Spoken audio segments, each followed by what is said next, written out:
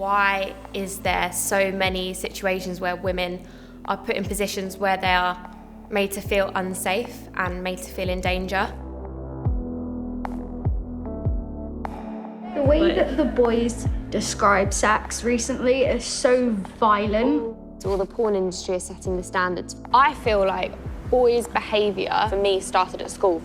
This documentary is about rape culture and sexual assault in schools. It's a really important topic to discuss. My first film, Revenge Porn, opened up a conversation. However, it didn't tell the whole story around everything that was going on inside the school walls. And actually, there's a wider conversation to be had around young people's behaviour in the schools and what is normalised. One of the girls in the documentary, she was sexually assaulted at a party and she had to stay in the same class as this boy for the rest of her education. What does that do to a young girl? How can she feel safe in those premises? This morning, I put a shout out on my Instagram to see if any of my followers would share their stories with me.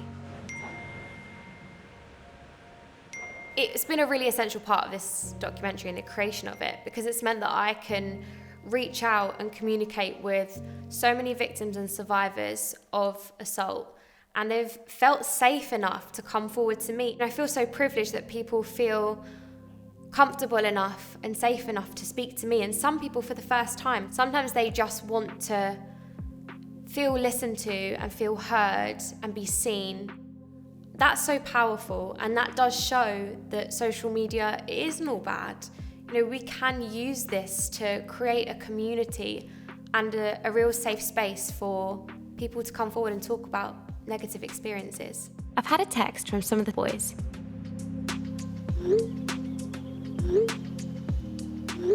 I was personally surprised at the boys' openness and honesty when it came to the topic of how to speak to women as well. It was actually quite a big part of the conversation in the documentary was, okay, there's now a lot of ground rules when it comes to speaking to women. How do we as men now behave? Because we want to be respectful to you. We don't want to cross the line. Young people are growing up in a more and more digital age, and the accessibility to porn with that has increased and developed.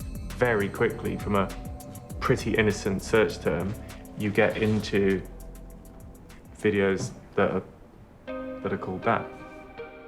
When young people are getting their sex education from porn because that is their only perception of sex, so when they enter relationships, when they enter adolescence, when they start experimenting with sex, the only reference point they have is the violent porn that they have seen. That's where a lot of these sexual assaults stem from, is the way that women are viewed in porn. A lot of the time they're objectified, they are seen to be enjoying violence and pain. That is not sex. There is just such a disconnect between what young people perceive sex to be and what it actually is. I didn't want to have it all brought up again, in case it was then turned around on me. It's quite scary because you're thinking, what happens if they don't believe you? What if they think, oh, girls make this stuff up? That is the most heartbreaking thing, is hearing a young woman feel that her experience didn't matter and that she wouldn't be believed. I want young women in schools to feel heard and feel safe to report. It's a big job to tackle rape culture in schools, but I believe it can be done